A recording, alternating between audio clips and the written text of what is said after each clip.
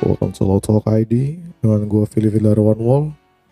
Episode kali ini adalah episode lanjutan dari part 1 sebelumnya. Kali ini di part 2 gue bakal menjelaskan terkait SPPA atau Sistem Peradilan Pidana Anak, dan juga kaitannya dengan perlindungan anak yang saat ini menjadi pelaku, yang nantinya akan gue coba elaborasi menggunakan dua undang-undang yang berbeda namun masih dalam satu kaitan yang sama. Sebelum kalian nonton video ini, gue mohon bantuannya untuk klik like dan subscribe agar setidaknya kalian mampu untuk membantu gue semangat lagi membuat konten-konten yang memang bertujuan untuk mengedukasi dan juga memberikan pengetahuan-pengetahuan terkait hukum di mana semua orang perlu tahu untuk hal tersebut, begitu. Di episode kali ini gue bakal ngebahas tentang tadi yang sudah gue bilang, sistem peradilan pidana pada anak, dan juga menyangkutkan kembali dengan isu yang terjadi, yaitu yang terkait pelecehan seksual di salah satu SMK di Sulawesi Utara. Oke, gue mulai aja. Tadi menurut berita terakhir yang gue dapatkan dari internet dan juga beberapa sosial media yang mungkin gue bisa anggap kredibel, para pelaku tersebut telah ditangkap dan juga dijerat pada pasal 82 di Undang-Undang Perlindungan Anak. Nah, pasal 82 itu apa? Terus juga nanti dia refer kemana akan gue bahas di sini. Pasal 82 ayat 1, setiap orang yang melanggar ketentuan sebagaimana dimaksud dalam pasal 76E dipidana dengan pidana penjara paling singkat 5 tahun dan paling lama 15 tahun dan denda paling banyak 5 miliar rupiah. Untuk ayat keduanya mungkin gue rasa tidak perlu dulu. Karena apa? Karena dia tidak memenuhi syaratnya. Di kedua itu, tindak pidananya yang dimaksud pada ayat 1 ini dilakukan oleh orang tua, wali, pengasuh, anak, pendidik, atau tenaga kependudukan, maka pidana ditambah sepertiga. Karena pelakunya adalah teman bermain, kita bisa sebut teman di sekolah yang sama, maka dia tidak memenuhi penambahan sepertiga ini, sehingga bisa kita kesampingkan terlebih dahulu. Yang penting di sini pentingnya adalah pasal 82 ayat 1. Di situ menjelaskan, dia refer ke pasal 76E. Maka dari itu kita coba baca pasal 76E. Pasal 76E. Setiap orang dilarang melakukan kekerasan atau ancaman kekerasan, memaksa, melakukan tipu muslihat, melakukan serangkaian kebohongan, atau membujuk anak untuk melakukan atau membiarkan dilakukan perbuatan cabul. Di sini kita melihat bahwa kepolisian menjerat pelaku dengan pasal 82 yang merefer kepada pasal 76E tadi.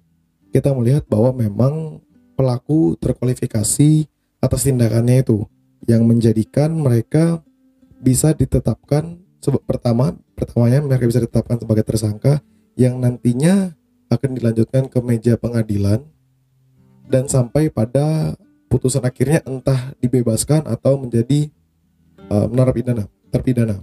Yang bisa gue jelasin adalah hak-hak seorang pelaku, hak-hak dari pelaku kejahatan tadi yang mungkin harus dipahami oleh masyarakat. Kenapa?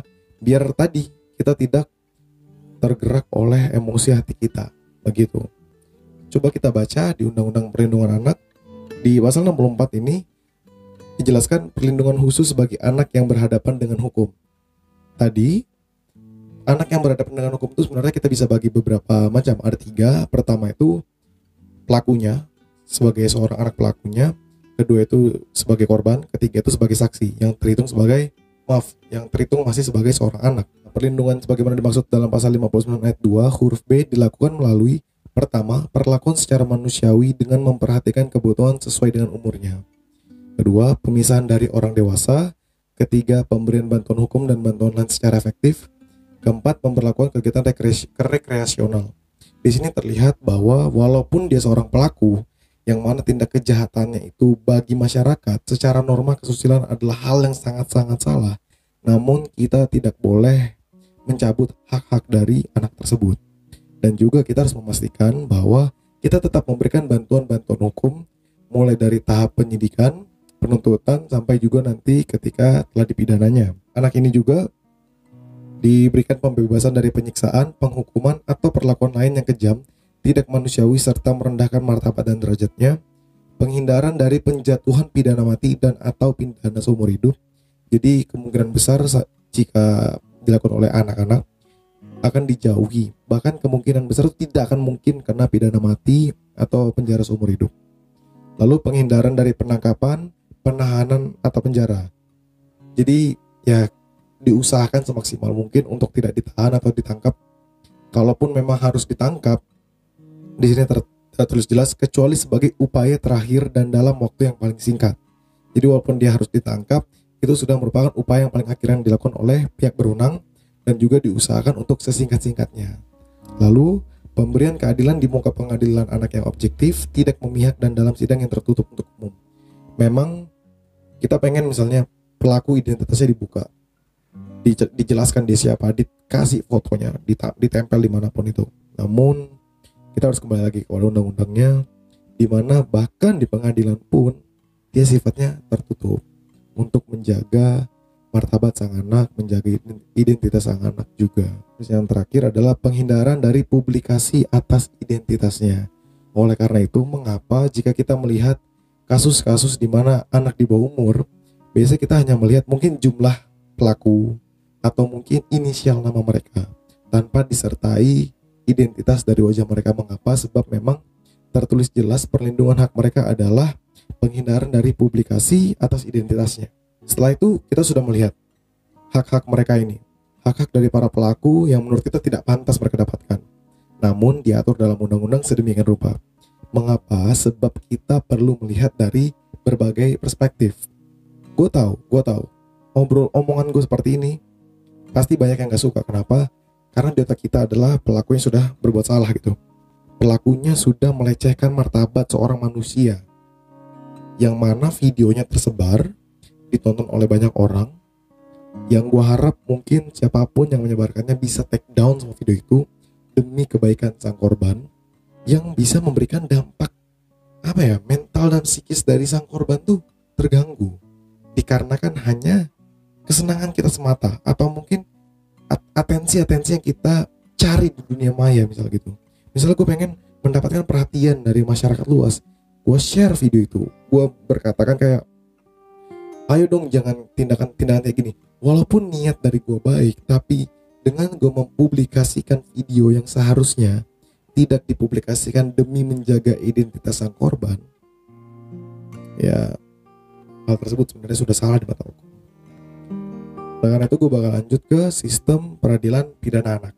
Sistem peradilan pidana anak itu diatur pada Undang-Undang Republik Indonesia Nomor 11 Tahun 2012 tentang sistem peradilan pidana anak. Pertama-tama, gue pengen ngasih tahu dulu, apa itu sistem peradilan pidana anak? Sistem peradilan pidana anak adalah keseluruhan proses penyelesaian perkara anak yang berhadapan dengan hukum, mulai tahap penyelidikan sampai dengan tahap pembimbingan setelah menjalani pidana.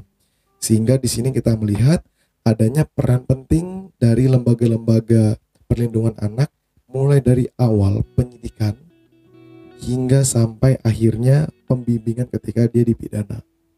Sehingga menurut gua sendiri sistem peradilan pidana anak ini sangat diperlukan di Indonesia. Selanjutnya kita perlu melihat asas-asas yang ada di sistem peradilan pidana. Kenapa sih kita perlu tahu asasnya? Sebab apabila asas ini satu saja tidak terpenuhi, sistem peradilan pidana tersebut kita sebut sebagai cacat hukum, di mana dia tidak memenuhi asas-asas yang seharusnya terpenuhi semenjak awal. Asasnya apa saja? Pertama, pelindungan, keadilan, non-diskriminasi, kepentingan terbaik bagi anak, penghargaan terhadap pendapat anak, kelangsungan hidup dan tumbuh kembang anak, pembinaan dan pembimbingan anak, proporsional, perampasan kemerdekaan dan pemidanaan sebagai upaya terakhir, dan penghindaran pembalasan. Di sini kita melihat bahwa sistem peradilan anak memang tipikalnya lebih kepada keadilan restoratif, di mana kita melihat setiap kebutuhan dari masing-masing pihak yang terlibat, baik itu pelaku, nanti gue bakal sebut sebagai anak.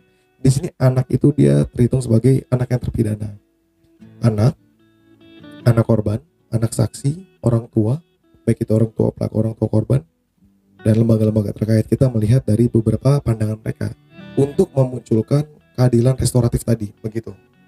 Di pasal 3 tertulis, setiap anak dalam proses peradilan pidana berhak pertama, sebenarnya haknya lumayan sama, agak mirip, bahkan bisa dikatakan mirip sih sebenarnya dengan yang ada di UU Perlindungan Anak tadi. Pertama, diperlakukan secara manusiawi dengan memperhatikan kebutuhan sesuai dengan umurnya. Kedua, dipisahkan dari orang dewasa. Ketiga, memperoleh bantuan hukum dan bantuan lain secara efektif. Empat, melakukan kegiatan rekreasional. Kelima, bebas dari penyiksaan, penghukuman atau perlakuan lain yang kejam, tidak manusiawi serta merendahkan derajat dan martabatnya. Selanjutnya, tidak dijatuhi pidana mati atau pidana seumur hidup. Lalu tidak ditangkap, ditahan atau dipenjara kecuali sebagai upaya terakhir dan dalam waktu yang paling singkat. Lalu memperoleh keadilan di muka pengadilan anak yang objektif, tidak memihak dan dalam sidang yang tertutup untuk umum. Lalu tidak dipublikasi identitasnya dengan tambahan memperoleh pendampingan orang tua atau wali dan orang yang dipercaya oleh anak, memperoleh advokasi sosial, memperoleh kehidupan pribadi, memperoleh aksesibilitas terutama bagi anak cacat, memperoleh pendidikan, memperoleh pelayanan kesehatan, dan memperoleh hak lain sesuai dengan ketentuan peraturan perundang-undangan. Di sini kita lihat, walaupun memang pelaku melaksanakan tindakan yang salah, pelaku melaksanakan kegiatan-kegiatan dari pandangan sosial itu yang menyimpang, yang mengakibatkan kerugian bagi pihak lain, yang notabene yang di sini kita bisa katakan sebagai korbannya. Tetapi hak-haknya mereka tetap harus kita pertahankan. Kenapa? Sebab ini dilihat dari perkembangan mereka di masa depannya. Kita lihat bahwa generasi muda mungkin terpengaruh dari lingkungan sosialnya, dari unit keluarga terkecilnya, dari keluarga mungkin, dari lingkungannya lah yang penting, atau mungkin memang dari internalnya yang sudah adanya campur tangan dari hal-hal yang dia temui selama ini. Oleh karena itu, dikarenakan dia masih belum dewasa, masih dikatakan sebagai anak, maka kita tetap harus menghargai hak-haknya walaupun dia adalah pelaku. Di sini kita lihat lagi pasal 4-nya. Anak yang sedang menjalani masa pidana, berarti dia sudah divonis nih. Misalnya kasus yang tadi, para pelaku itu divonis 15 tahun penjara, hukuman maksimalnya. Maka kita perlu melihat haknya dia ketika dia mendapatkan pidana itu. Anak yang sedang menjalani masa pidana berhak mendapat pengurangan masa pidana, memperoleh asimilasi, memperoleh cuti mengunjungi keluarga, memperoleh pembebasan bersyarat, memperoleh cuti menjelang bebas, memperoleh cuti bersyarat, dan memperoleh hak lain sesuai dengan ketentuan peraturan perundang-undangan. Di sini kita lihat bahwa ketika mereka dipidana, mereka mengikuti vonisnya, mereka masih memiliki hak-hak yang dapat mereka pertahankan. Dan juga dari pandangan gue sendiri ya, hak-hak ini sebenarnya menguntungkan dari pihak pelaku guna menata masa depannya. Seperti ya, contohnya pembebasan bersyarat. Seandainya dia berkelakuan baik, dia sudah dapat dimasyarakatkan, dia sudah sesuai dengan norma-norma yang ada di masyarakat, dirinya itu sudah tidak lagi menyimpang, sudah mampu membuktikan bahwa dia berubah, maka dia dibebaskan. Hal itu juga sebagai bentuk adanya penyelenggaraan dari hak-hak yang memang seharusnya terpenuhi oleh dirinya kayak gitu. Yang menurut gua memang di satu sisi bagi keluarga korban hal tersebut ya sangatlah mengecewakan, sangatlah tidak adil. Mengapa? Karena martabat kita sebagai korban, martabat sang korban, dan juga trauma yang dihadapi tidaklah sebanding dengan 15 tahun penjara itu. Kalau bisa penjara seumur hidup, sekaliannya seumur hidup. Kalau bisa dipidana mati, sekaliannya dipidana mati. Atau martabatnya tidak boleh diangkat kembali, seperti itu. Kita ingin eye for an eye, kita pengen mata dibalas mata.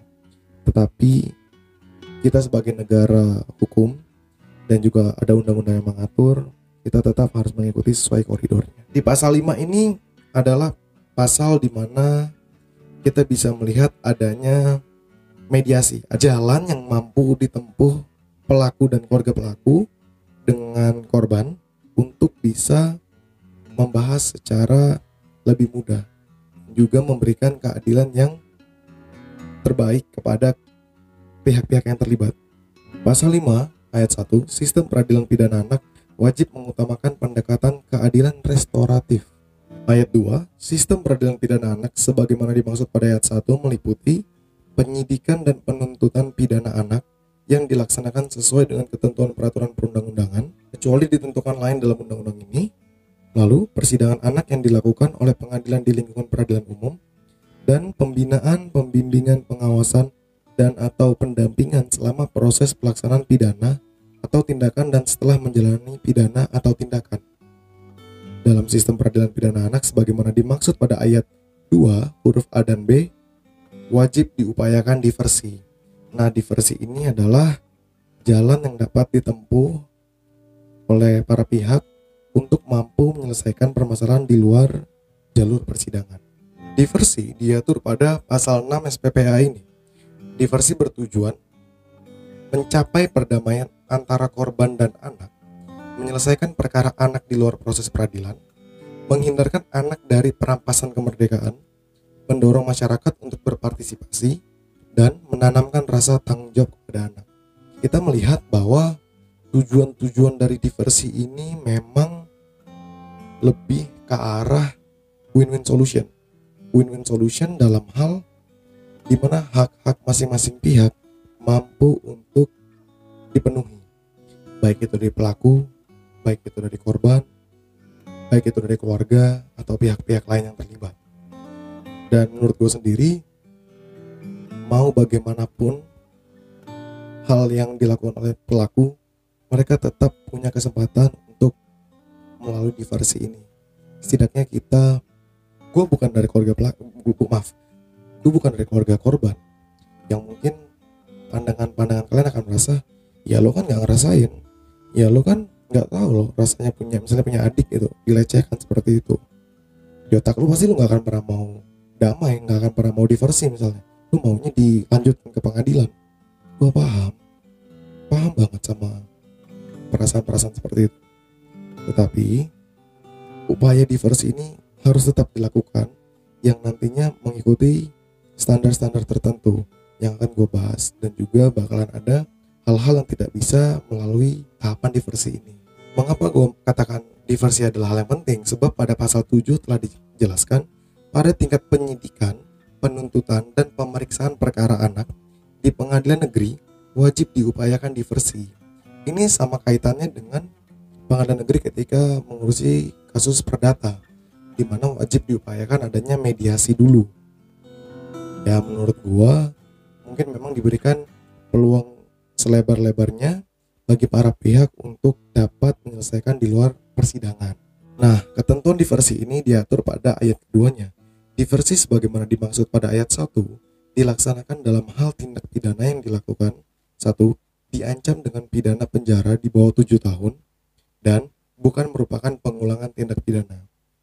Sebenarnya yang gue lihat ya, dari kekerasan seksual yang dilakukan ini, pidana paling minimnya adalah 5 tahun dengan maksimalnya di 15 tahun. Seandainya para pelaku ini baru pertama kali melakukan tindakan ini, pelecehan seksual ini baru pertama kali, maka menurut gue masih terbuka lebar untuk upaya diversi ini. Tapi ya, kita perlu lihat kembali adanya hal-hal yang diatur terkait dengan sah atau tidaknya diversi yang dilakukan. Tapi dari pandangan gue, pelaku bisa meminta diversi, bisa diupayakan diversi dulu melalui lembaga-lembaga yang membantu mereka atau penasihat hukum yang mereka miliki, guna mempertemukan keinginan-keinginan dan juga harapan antara pihak-pihak yang terlibat. Di pasal 8, proses diversi dilakukan melalui musyawarah dengan melibatkan anak dan orang tua atau walinya, korban dan atau orang tua walinya, pembimbing kemasyarakatan, dan pekerja sosial profesional berdasarkan pendekatan keadilan restoratif. Proses diversi wajib memperhatikan kepentingan korban. Di sini berarti kita melihat korban ini yang saat ini kehilangan haknya, dirampas haknya oleh pelaku, perlu diperhatikan terlebih dahulu kepentingannya. Baik itu hak-haknya, baik itu apa yang dia minta, atau pula hal-hal yang sepantasnya ia dapatkan. Kesejahteraan dan tanggung jawab anak. Di sini kita lihat dari sudut pandang pelaku, apakah dengan dia mendapatkan pidana tersebut, apakah dengan dia merasakan masuk dalam jeruji besi, itu akan berdampak baik pada kesejahteraannya. Atau setidak-tidaknya ketika dalam diversi dia mampu untuk bertanggung jawab atas tindakan yang ia lakukan yang telah disepakati bersama dengan pihak korban. Ketiga, penghindaran stigma negatif, lalu penghindaran pembalasan, keharmonisan masyarakat, dan kepatutan, kesusilaan, dan ketertiban umum. Di sini sih yang menurut gua bisa menjadi pemberat bagi pelaku. Kenapa? Karena selain dari pandangan pihak korban yang haknya dirampas, di sini kita lihat bagian F-nya. Mengapa? Sebab dikatakan kan proses diversi wajib memperhatikan kepatutan, kesusilaan, dan ketertiban umum. Seandainya pihak yang berwenang melihat bahwa tindakan tersebut, pelecehan seksual tersebut adalah hal yang tidak patut, hal yang mampu merusak ketertiban umum, ketika mengetahui ada anak nih yang melaksanakan pelecehan seksual, direkam secara tidak sengaja, entah kita nggak peduli dia sengaja atau nggak sengaja, tapi perilakunya yang menggambarkan penyimpangan dari masyarakat itu mengganggu ketertiban umum, di mana masyarakat mulai skeptis dengan penegakan hukum Indonesia. Masyarakat mulai berkoar-koar perlindungan terhadap korban yang tidak ditegakkan oleh pihak berwenang. Itu bisa menjadi pemberat bagi pelaku, di mana memang pada awalnya tindakan mereka tuh jauh dari kata-kata sopan, jauh dari kata-kata yang memuat unsur-unsur kesusilaan yang pantas di masyarakat. Oleh karena itu, gua rasa kasus ini akan lanjut ke pidana, akan lanjut ke pengadilan dibandingkan selesai pada tahap diversi. Namun kita bisa melihat aja, kita cuma bisa mengikuti di media sosial terkait kasus ini. Yang penting kita kawal terus. Pada pasal 9 kita lihat penyidik, penuntut umum, dan hakim dalam melakukan diversi harus mempertimbangkan kategori tindak pidana, umur anak, hasil penelitian kemasyarakatan dari Bapas, dan dukungan lingkungan keluarga dan masyarakat. Ini ya mungkin sebagai base legal basis dari penyidik, penuntut, dan hakimnya. Nah, di pasal 9 ayat 2-nya nih yang paling penting. Kesepakatan diversi harus mendapatkan persetujuan korban dan atau keluarga anak korban serta kesediaan anak dan keluarganya, kecuali untuk, nah ini misalnya mengecualikan ya, tindak pidana yang berupa pelanggaran, tindak pidana ringan, tindak pidana tanpa korban, atau nilai kerugian korban tidak lebih dari nilai upah minimum provinsi setempat. Di sini sebenarnya sudah tidak terpenuhi ya, karena kan ini ada korbannya. Ini juga tidak termasuk di tindak pidana ringan, sebab tuntutan pidananya tuh 5 tahun ke atas. Nah, nanti misalnya nih diversinya ternyata berhasil, kita dapat melihat hasil kesepakatan diversi itu dalam berbagai bentuk, dalam berbagai media. Pada pasal 11, hasil kesepakatan diversi dapat berbentuk antara lain perdamaian dengan atau tanpa ganti kerugian, penyerahan kembali kepada orang tua atau wali, ikutsertaan dalam pendidikan atau pelatihan di lembaga pendidikan atau LPKS paling lama 3 bulan, atau pelayanan masyarakat. Jadi misalnya dua belah pihak akhirnya setuju nih, oke kita damai, kita merasa kita tetap harus menjaga kesejahteraan dan juga masa depan dari pelaku misalnya. Kan ini kan mau gimana pun emosi kita, ini sudah kesepakatan antara pihak korban dan pihak pelaku, sehingga kita harus menghormatinya. Atau mungkin penyerahan kembali kepada orang tua atau wali. Jadi kita minta anak pelaku tadi diserahkan kembali ke orang tuanya untuk dididik kembali agar nantinya tidak melaksanakan perbuatan-perbuatan yang sama di kemudian hari. Lalu kita juga bisa memilih kesepakatan diversinya adalah kita memasyarakatkan mereka kembali nih. Kita masukkan ke lembaga pendidikan yang sesuai pada poin C tadi, atau setidak-tidaknya pelayanan masyarakat. Ini biasanya sudah terkenal sih di luar negeri ya, kayak social outreach gitu, yang community service sebenarnya. Mungkin dia beres-beres sampah selama beberapa bulan, atau harus mengunjungi panti asuhan, atau harus bergerak di lembaga swadaya masyarakat yang menaungi hal-hal terkait kekerasan seksual ini, untuk setidak-tidaknya dia mampu bertanggung jawab dan belajar atas kesalahan yang ia perbuat. Di pasal 13 ini, apabila proses diversi gagal, maka proses peradilan pidana anak dilanjutkan. Dalam hal pertama, proses diversi tidak menghasilkan kesepakatan atau kesepakatan diversi tidak dilaksanakan. Jadi apabila dari awal emang gak ada nih, gak sepakat untuk diversi, ya udah dilanjut ke pengadilan. Atau setelah diversinya ada, tercipta namun tidak dilaksanakan nih, maka kita lanjutkan ke pidana, begitu. Nah, di sini yang lebih penting nih. Kita sebagai masyarakat pasti berharap udah publish. Sebelumnya gue udah kabarin nih. Publish aja mukanya, udah tunjukin aja biar dia malu sekalian. Martabatnya jatuh bodoh deh. Dia udah ngerusak martabat orang lain ya gitu. Ingat, kita ada di koridor hukum. Pasal 19 mengatur hal tersebut. Identitas anak-anak korban dan atau anak saksi wajib dirahasiakan dalam pemberitaan di media cetak ataupun elektronik. Kedua, identitas sebagaimana dimaksud pada ayat 1 meliputi nama anak korban, nama anak saksi, nama orang tua, alamat, wajah, dan hal lain yang dapat mengungkapkan jati diri anak korban dan atau anak saksi. Di sini kita lihat bahwa memang jika kita berdasarkan hati nurani ya, kita maunya pembalasan. Jika kita melihat berdasarkan emosi kita aja, kita maunya martabat dari pelaku hancur.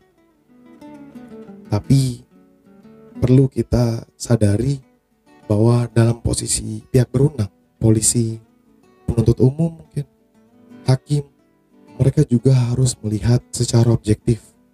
Mereka harus mempertemukan kepentingan korban dan pelaku sehingga kedua belah pihak mendapatkan apa yang sepantasnya mereka dapatkan.